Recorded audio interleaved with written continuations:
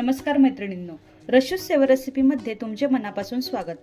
आज मी तुम्हाला भोपळ्याचे पराठे म्हणजेच भोपळ्याच्या दशम्या कशा कराव्यात ते सांगणार आहे।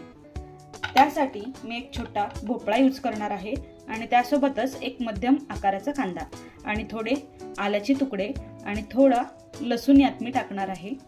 आणि जिरेपूड, धणेपूड हे आपण जेव्हा भोपळ्याची पराठ्यांची कणिक भिजवणार आहे त्यावेळेस आपण त्यामध्ये ऍड करूया। चला तर मग बघूया याचे पराठे कसे करायचे। आपल्याला भोपळा हा चिरून घ्यायचा आहे। तुम्ही ह्या भोपळ्याची साल काढली तरी चालणार आहे। मी इथे भोपळ्याची साल ही काढत नाहीये, डायरेक्ट ह्या भोपळ्याला चिरून घेते आहे। आता याला व्यवस्थित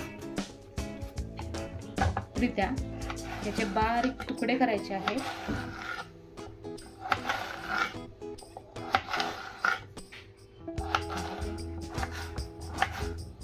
मी भोपळ्याचे अशा प्रकारे तुकडे करून घेतलेले आहे आणि कांदाही कापून घेतलेला आहे। आता कांदा, लसूण आणि अद्रक मी मिक्सर मध्ये फिरवून घेते आहे आणि याच प्रकारे आपल्याला भोपळाही मिक्सर मधून बारीक करून घ्यायचा आहे। मी भोपळ्याचे तुकडे ह्या मिक्सर मधून फिरवून घेतलेले आहे आणि त्यानंतर इकडे मिक्सर मध्ये कांदा, लसूण आणि अद्रक टाकलेला आहे आणि हिरव्या मिरच्या मी इथे 4 वापरत आहे।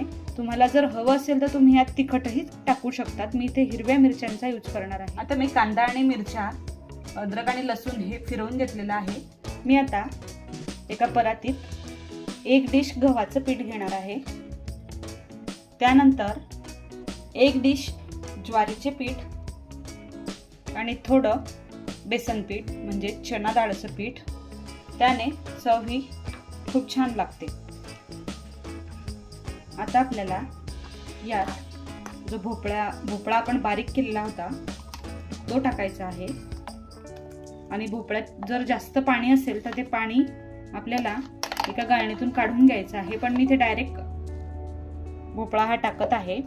त्यानंतर जो कांदा बारीक केलेला होता आपण तो पण यात टाकूया।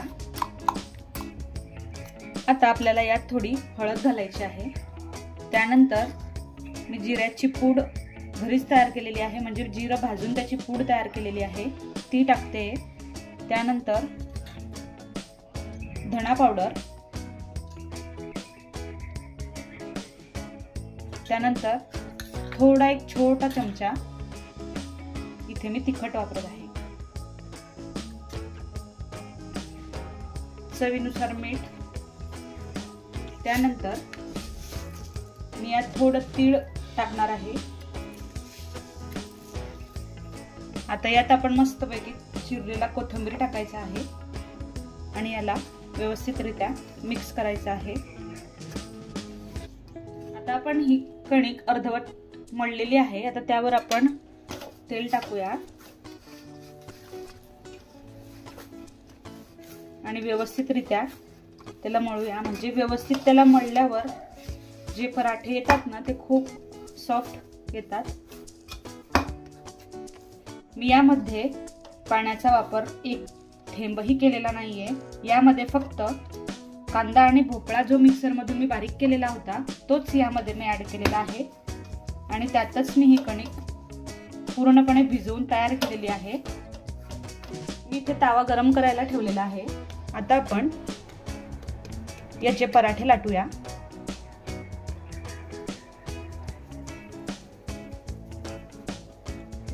एक छोटासा उंडा मी इथे तयार केलेला आहे।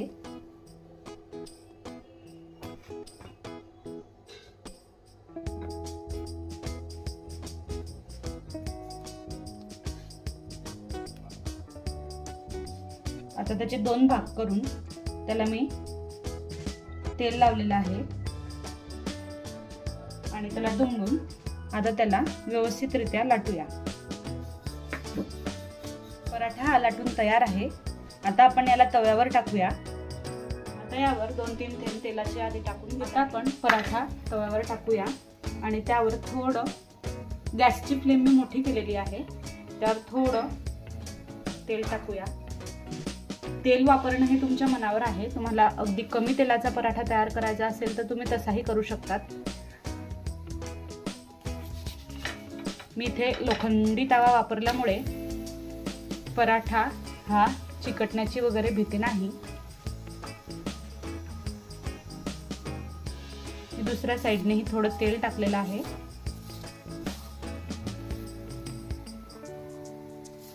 आता याला वारंवार उलट पलट केल्यामुळे तो एखाद्या वेळेस असा कडक होऊ शकतो, त्यामुळे याला जास्त उलटवू नये. आता हा बघा तुम्ही कसा फुलतो आहे. आता त्याला मी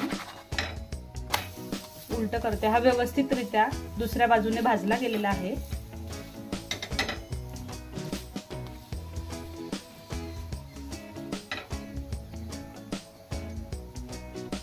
आता पराठा इथे तुम्ही बघू शकता तयार झालेला आहे. एकदम छान असा पराठा इथे दिसत आहे. याच प्रकारे आपल्याला सर्व पराठे लाटून घ्यायचे आहेत. इथे आता भोपळ्याचे पराठे तयार झालेले आहेत. तुम्ही बघू शकता पराठा अतिशय सॉफ्ट झालेला आहे. तुम्ही कुठलाही पराठा बघा, अतिशय सॉफ्ट आहे.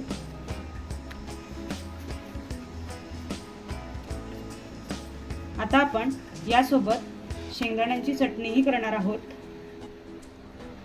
तवा तपलेला आहे. आपण आता त्यावर मिरच्या टाकूया. आधी मिरच्या होऊ द्यायच्या आहे आणि नंतर त्यावर शेंगदाणे टाकायचे आहे. आपण थोडे यावर तेलाचे थेंब टाकूया आणि त्याला व्यवस्थितरित्या हलवायचं आहे. मिरच्यांचा रंग जोपर्यंत बदलत नाही तोपर्यंत यावर शेंगदाणे टाकायचे नाही, नाहीतर मग मिरच्या ह्या कच्च्या राहून जातात. आता इथे मिरच्या तळल्या गेलेल्या आहेत. आपण आता यावर शेंगदाणे टाकूया.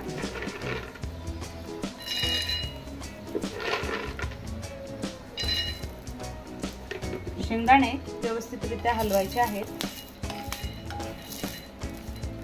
आणि गॅसची फ्लेम ही कमीच ठेवायची, नाहीतर शेंगदाणे हे वरच्या वरच भाजले जातात. शेंगदाणे ही भाजली गेलेली आहेत. आता आपण यांना मिक्सर मधून फिरवूया. शेंगदाणे आणि मिरच्या मिक्सरच्या भांड्यात मी काढलेल्या आहे. आता त्यात 2 ते 3 पाकळ्या आपल्याला लसणाच्या टाकायच्या आहे आणि त्यानंतर थोडा कोथिंबीर टाकूया आणि हे मिक्सर मध्ये आपण फिरवून घेऊ. हे मिक्सर मधून फिरवलेलं आहे. आता आपण थोडं यात पाणी टाकूया आणि त्यानंतर परत याला फिरवून घेऊ. थोडं यामध्ये मीठ टाकूया आणि परत याला एक वेळा फिरवून घेऊ. आता आपण ह्या चटणीला जिरं, मोहरी आणि कढीपत्त्याची फोडणी देऊया.